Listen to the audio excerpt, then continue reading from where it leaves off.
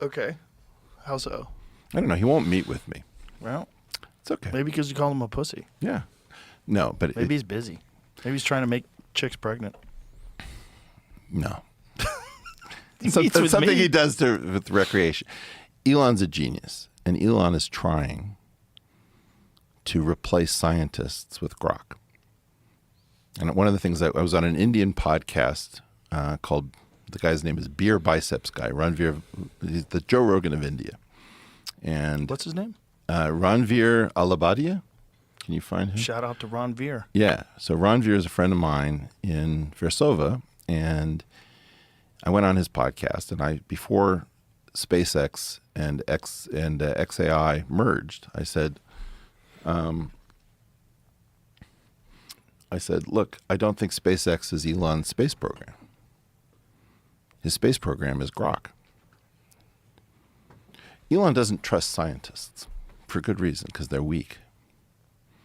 So he's building his own scientist from when we were strong. He's going to have it read the corpus of physics done by competent physicists who actually care about the physical world, so he doesn't have to deal with any of us. That's why he won't meet.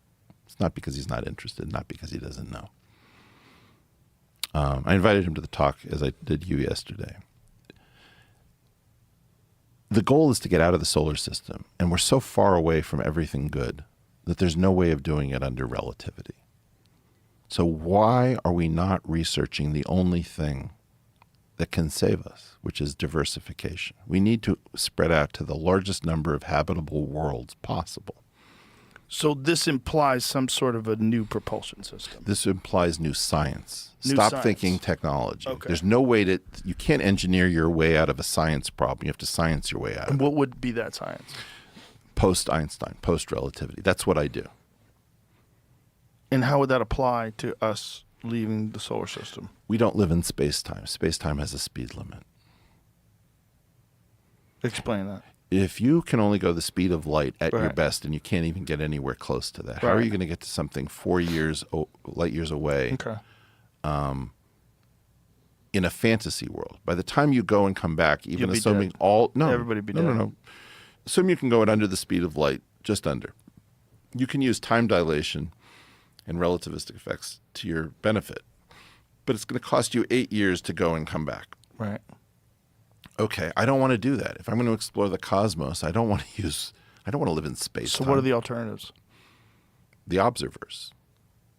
The successor to space-time, I'm happy to predict this on your show, will be named the observers, which is a combination of not just using a 4-dimensional space-time manifold, but a 14 and a 4-dimensional space simultaneously. This was what I was talking about at the university yesterday.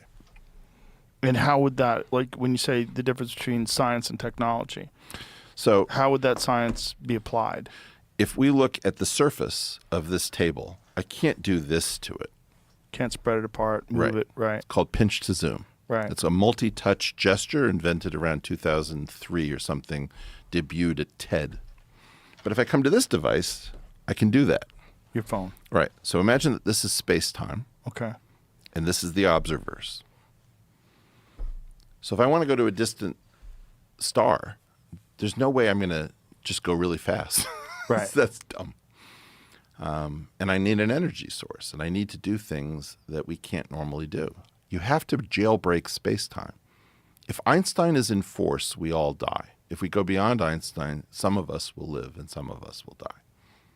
And what would be the energy that you would need in order to do this? So how do you unlock this? One is, maybe it's not that energetic to do these things. Energy is technically time momentum. You can talk about momentum in the X direction, momentum in the Y, momentum in the Z. Fine. What's momentum in the time direction? It has a different name. We don't call energy time momentum, but that's what it is.